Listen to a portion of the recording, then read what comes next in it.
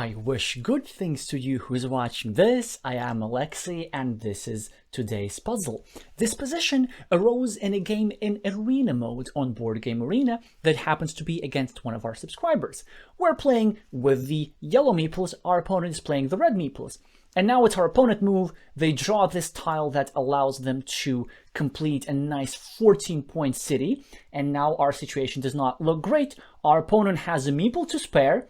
They have extra 7 points on the scoreboard. They control a 15-point field over here. They have a long road and nice ruin. We do have a couple of monasteries to offset that, but this will be nowhere near enough to win. However, with our move, we can actually win this game, but there's only one move that allows us to do that. Before you pause the video and try to figure it out, I need to tell you that there's one more tile remaining in the deck.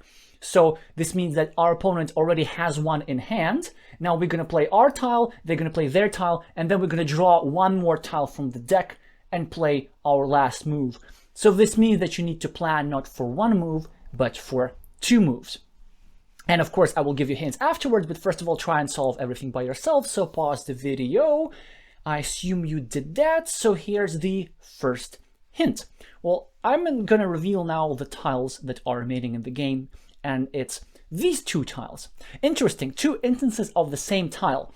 So this allows us to plan with complete certainty because we know that, our opponent has one of those tiles and we're going to have the other tile. So before we decide what to do with this tile, what are we going to do on our next move? Well, the answer should be fairly obvious. Of course, we're going to complete our city over here and connect to this big field. So at least we have this going for us. But what will our opponent do on our next move? On their next move? Well, the answer is they are going to, of course, grab this 6-point field because it's just the feature that provides the most points. And now that we know that, with this tile that we have now on this move, we don't really have a way to score points ourselves, but we can prevent our opponent's point scoring opportunity on their next move. So now can you find the answer? All right, I'm going to reveal the answer now. We place this tile over here to block off this field. And now you see they can't take 6 points anymore because they just can't connect to this field with this tile in no way. So now they have to settle for 4 points either for this city or for this city over here. And well, they instead go for the 4-point road, but it's basically the same thing. And now we get the tile, and as predicted, we connect to the field. And as a result, we win the game by exactly 1 point.